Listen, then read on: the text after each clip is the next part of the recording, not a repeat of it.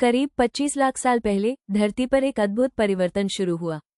होमो नामक वंश का उदय हुआ। ऐसे जीव जो सीधे खड़े होते थे, औजारों का इस्तेमाल करते थे और एक नए, शक्तिशाली ढंग से सोचने लगे थे।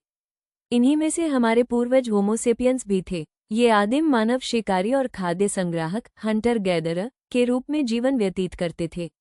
वे भोजन की तलाश में जंगलों और घास के मैदानों में घूमते रहते थे। न उनके पास शहर थे, न खेती, न पक्के घर।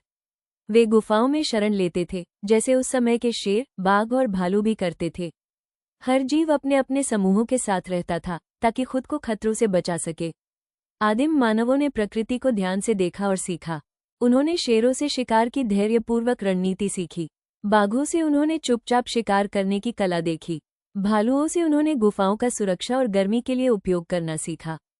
पूरा जंगल उनका शिक्षक था और जानवर उनके मूक मार्गदर्शक। उन्होंने देखा कि प्रत्येक जानवरों के समूह में एक नेता होता था, सबसे बलशाली, समझदार या बहादुर।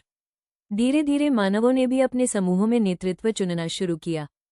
उन्होंने समझा कि जैसे जानवर मिलकर रहते हैं और एक दूसरे की रक्षा करते हैं, वैसे ही समूह में रहने से मनुष्यों को भी सुरक्षा मिलती है। जानवरों की अद्भुत सूंघने की शक्ति ने उन्हें चकित कर दिया। बाघ मीलों दूर से अपने शिकार को सूंघ सकते थे।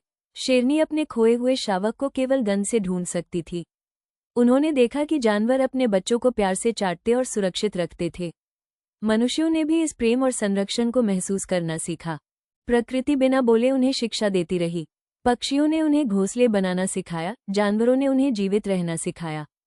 हवा, बारिश और तारों ने भी उनके ज्ञान को बढ़ाया।